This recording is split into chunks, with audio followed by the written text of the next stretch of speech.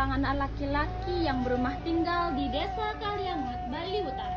Rupanya amat tampan dan tingkah lakunya sangat sopan santun. Dia bernama Ijaya Prana. Oleh karena jatuh menjadi yatim piatu, lalu karena kekuasaan raja, ditariklah ia ke istana menjadi hak Sri Baginda sebagai seorang parekan.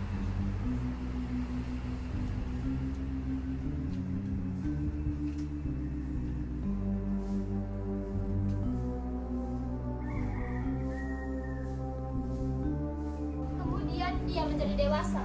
Sri Baginda sangat sayang kepadanya. Dia selalu diperintah oleh Sri Baginda untuk cepat menikah. Jaya Prana, cepatlah kau menikah. Dititahkannya memilih beberapa dayang di dalam ataupun di luar kerajaan. Mula-mula, ia menolak perintah Sri Baginda.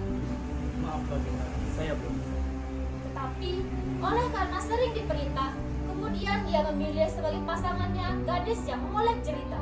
Seorang anak bendesa dari Banjar Sekar bernama Nilayon Sari.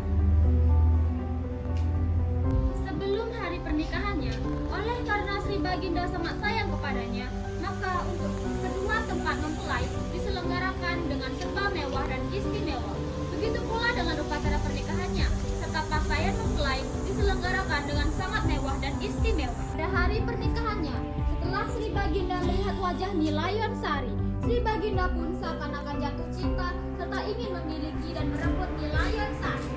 Tetapi, seorang patih bernama Isau Galing menghalangi perbuatan Sri Baginda yang sedemikian di muka umum dan berkata, Tuanku Baginda, serahkan tugas ini kepada Mama supaya nama Anda tidak tercoreng di masyarakat.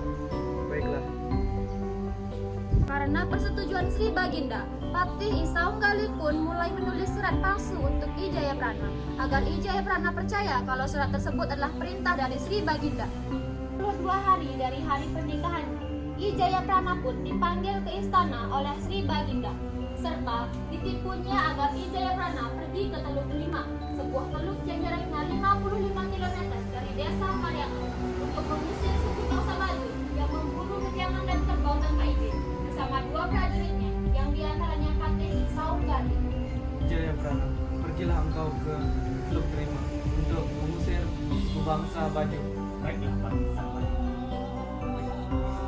Di tengah jalan, tiba-tiba Ki Patih Saung Galing memerintahkan prajuritnya untuk kembali ke istana terlebih dahulu untuk melaporkan kepada Sri Baginda tentang keadaan hutan di Teluk Terima yang sangat berbahaya.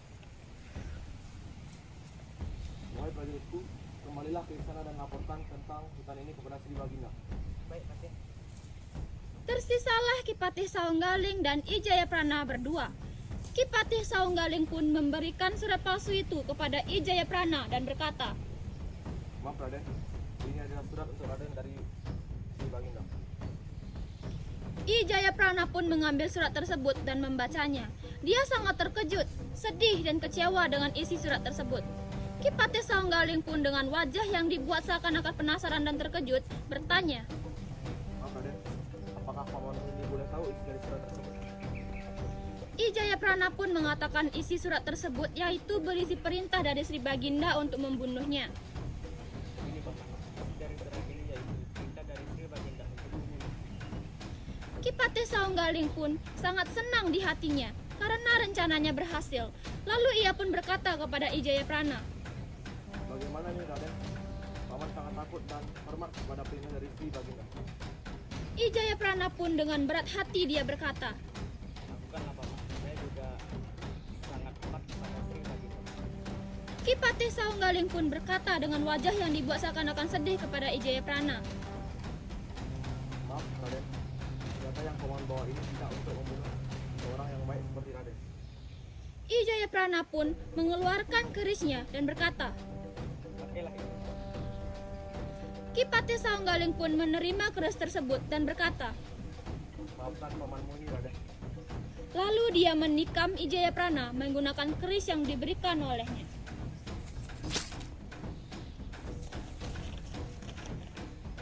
Ketika Ijaya Prana ditikam, keluarlah darah yang harum semerbak yang menyebabkan kumbang banyak muncul untuk menghisap darahnya.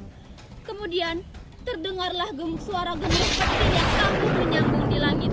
Itu semua berarti tanda kehormatan kepada seorang yang bijaksana telah meninggal dunia dengan tiada satu kesalahan. Di saat perjalanan untuk kembali ke istana, para prajurit banyak tertimpa bencana seperti bencana alam dan lain-lain.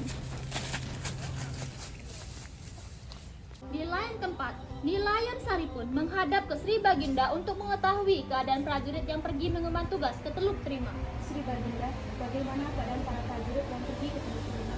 Dan di saat itu, datanglah salah satu prajurit yang selamat dan melaporkan bahwa teman-temannya semua tertimpa bencana. Muhammad, Sri Baginda, keadaan hutan Teluk Terima sangat berbahaya. Belum sempat Sri Baginda berkata, Nilayan Sari lebih dulu menanyakan keadaan suaminya I Jayaprana kepada prajurit itu. Lalu, bagaimana keadaan suamiku? Lalu, prajurit itu menjawab, Raden Jayaprana dan Patih Sawanggaling terjebak dalam hutan itu. Nilayan Sari pun langsung menangis dan lemas. Melihat keadaan prajurit dan Nilayan Sari yang seperti itu, wajah Sri Baginda sangat sedih. Belum sempat berkata apa-apa, datanglah Ki Patih Sawanggaling dan melaporkan bahwa I Jayaprana telah gugur dalam peperangan melawan suku bangsa Bajo. Maaf Sri Baginda, Raden Jayaprana telah gugur saat peperangan dalam melawan suku bangsa Bajo. Mendengar laporan Ki Patih Sawanggaling kepada Sri Baginda, Nilayan Sari pun jatuh pingsan. Kemudian Sri Baginda memerintahkan kepada Ki Patih Sawanggaling dan prajurit untuk membawa Nilayan Sari ke tempat peristirahatannya. Kalian berdua, bawa Nilayan Sari ke kamarnya. Setelah sadar, Nilayan Sari pun dibujuk rayu oleh Sri Baginda untuk melupakan I Jayaprana dan menikah menjadi permaisuri di kerajaan itu. Nilayan Sari, lupakanlah Jayaprana dan menikahlah denganku. Oleh karena Nilayan Sari beriman teguh, bagaimanapun caranya membujuk, tiada dapat Sri Baginda memikat hatinya. Sri Baginda pun tidak menyerah untuk memikat hati Nilayan Sari. Lama-kelamaan, Nilayan Sari tiada sanggup menghadapi semua gangguan dari Sri Baginda. Ditambah pula dengan perasaan cinta kepada suaminya, lalu dia berkata, Di hatiku cuma ada satu orang nama, Jayaprana, Jayaprana, Jayaprana. dia pun lalu membunuh dirinya sendiri menggunakan keris Sri Baginda.